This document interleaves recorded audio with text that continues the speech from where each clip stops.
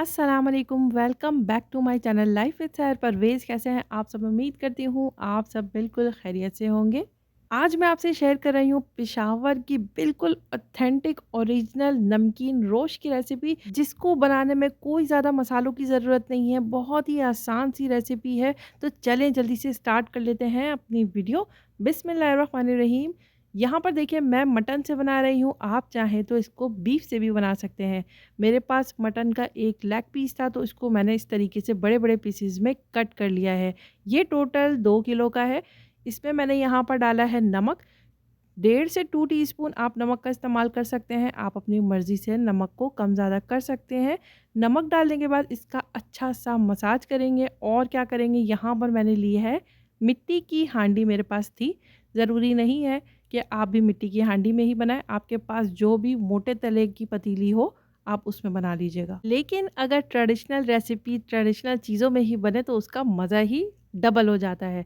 तो यहाँ पर मैंने ले लिया है घी, मेरे पास फ़ैट नहीं था, इसमें कम था, तो इसलिए मैं यहाँ पर घी का इस्तेमाल कर रही हूँ। तो 2 टेबल स्पून मैंने घी ले लिया है भर-भर के, वो भी देसी घी, तो उसमें ऐड कर दिया है और इसके ऊपर सारी बोटियाँ जो थी मटन की, वो इसके ऊपर सेट कर देंगे। लेकिन अगर आपके पास फ़ैट हो यानी चिकनाई हो, तो आप इसमें सिर्फ़ चिकनाई ही डालेंगे, तकरीबन 300 ग्राम या फिर 250 ग्राम तक, ठीक है? तो वो डालने के बाद मैंने यहाँ पर अदरक के टुकड़े देखिए आप डाल दिया है मैंने इस तरीके से, 2 इंच के टुकड़े ले लिए थे वो डाल दिया है। 2 अदद मैंने टमाटर ले लिया है, उसको बीच में से कट करके डाल देंगे।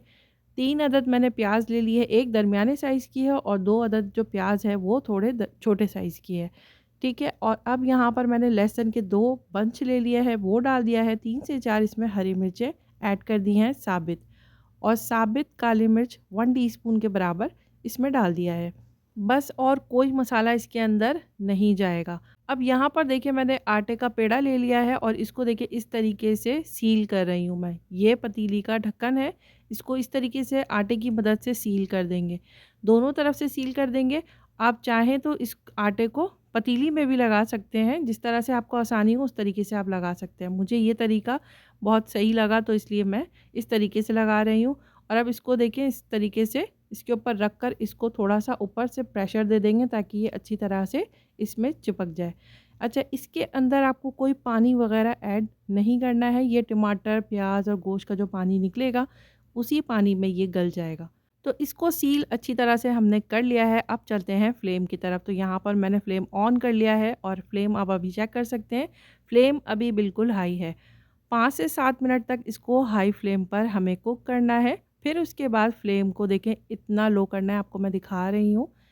आपके चूल्हे पे जितना स्लो का आखिरी वाला हो ना, तो बस आपको उतना ही करना है, ये इतना स्लो रखना है और इतनी स्लो आंच पर ये तकरीबन 2 से ढाई घंटे तक पकेगा। लेकिन मैं आपको एक सच्ची बात बताऊंगी, वो ये कि मुझे इसको पकाने में तकरीबन 4.5 घंटे लगे हैं। मुझे 4.5 घंटे लगे इसको गलाने में। मैंने इसको बीच में चेक नहीं किया, ये मैं आपके सामने ही इसको खोल रही हूँ, क्योंकि 4.5 घंटे हो चुके हैं। अब ये मुझे भी नहीं पता था कि ये गला होगा कि नहीं, तो मैंने अभी ही चेक किया है, क्योंकि मुझे ये पता है कि मटन जो मैं इस्तेमाल करती हूँ उसको गलने में थोड़ा वक्त लगता है, तो मैंने उस हिसाब से इसको टाइम दिया है। इसी तरह से आपको भी पता होगा कि आपकी तरफ मटन को गलने में कितना टाइम लगता है, आप उस हिसाब से टाइम दीजिएगा। अगर जल्दी गलता हो तो 2 से ढाई घंटे में आप फ्लेम ऑफ कर देंगे, और अगर देर से गलता हो तो इसको आप भी मेरी तरह 4 से साढ़े 4 घंटे ही कुक कर लें। तो बस मैंने इसको अभी ही खोला है आपके सामने ही, और इसके बाद मैंने इसकी कोई कुकिंग नहीं की है और ना ही हमें इसमें कोई और मसाला डालने की ज़रूरत है। बस ये इसी तरह बनाया जाता है, इसमें कोई ज़्यादा मसाले नहीं होते, मगर ये उतनी ही मज़ेदार, बहुत ही टेस्टी बनता है। इसका जो सूप होता है, हड्डियाँ जो पकती रहती हैं, काफ़ी देर तक हमने इसको पकाया है, जो हड्डियाँ पकी हैं उसका एक्सट्रैक्ट निकला है, उसका जो सूप बनकर तैयार हुआ है, ये बहुत मज़े का होता है। इसी तरीके से इसमें शोरबा होता है, आप इसको तंदूरी रोटी के साथ खा सकते हैं। तंदूरी रोटी को इसमें सोक करके खाया जाता है, तो ये और भी ज़्यादा मज़ेदार लगता है। तो कैसी लगी आप लोगों को मेरी आज की ये मज़ेदार सी रेसिपी, नमकीन रोश की बिल्कुल ऑथेंटिक रेसिपी मैंने आपसे शेयर की है। इस रेसिपी को सेव करके रख लें, आपके काम आने वाली है, आगे ईद आने वाली है। और भी मज़े-मज़े की रेसिपी मैं आपसे शेयर करने वाली हूँ, तो चैनल को लाइक करें, सब्सक्राइब नहीं किया तो जल्दी से सब्सक्राइब करें। फिर मिलूँगी अपने नेक्स्ट व्लॉग में इंशाअल्लाह।